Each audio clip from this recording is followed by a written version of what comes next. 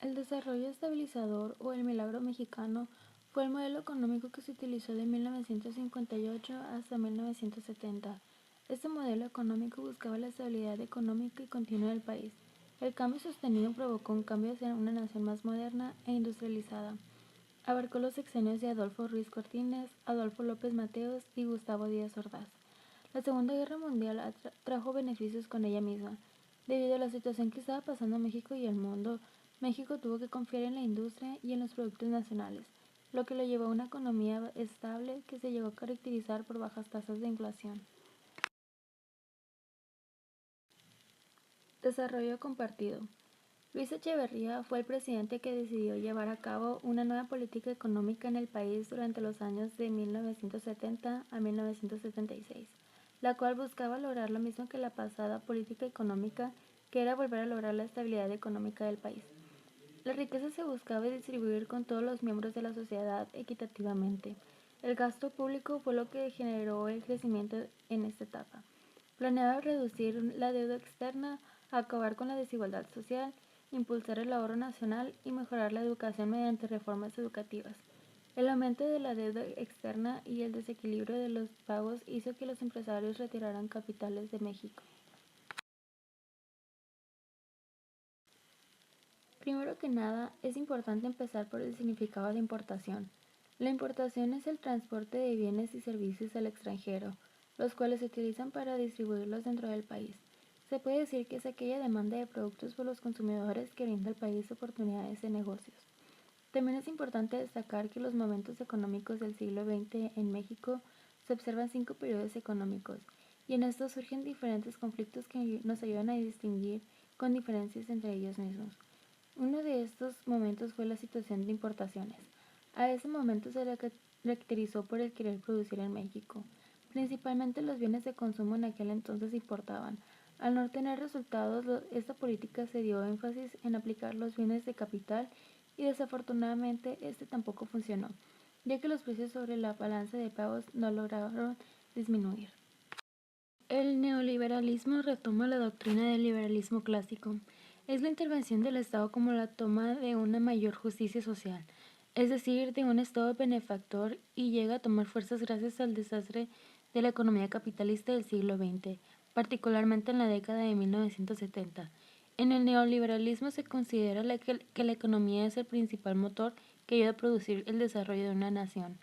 El neoliberalismo surge en México en una crisis económica durante el gobierno de Miguel de la Madrid Hurtado, que fue caracterizado por privar empresas estatales y reducir el gasto público.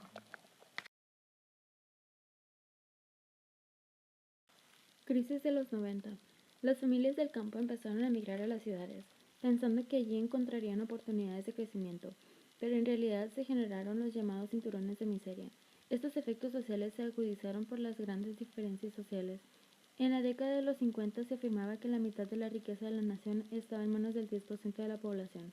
Estas condiciones generaban inconformidades entre los obreros y campesinos. Para 1951 se generó la denominada Caravana del Hambre, conformada por familias de mineros que viajaban a pie desde Coahuila hasta la capital del país, protestando porque el crecimiento económico para algunos sectores estaba generando gran pobreza para la mayoría.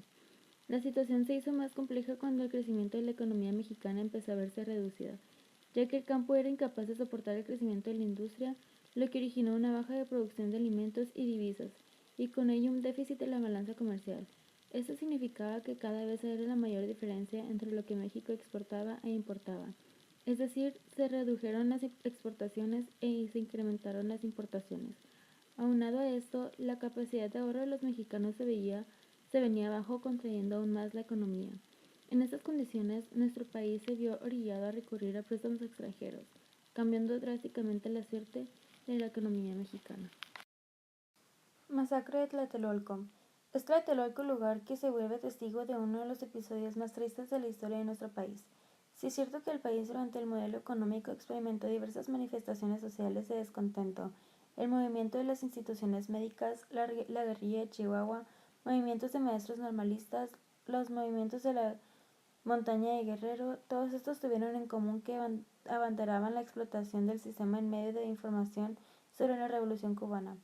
Sin duda el movimiento clave que puso en jaque y cuestionó gravemente los desajustes económicos y políticos a consecuencia de los modelos implementados fue el modelo estudiantil de 1968. El desenlace ocurrió el 2 de octubre con una cruel matanza y desaparición de centenares de jóvenes.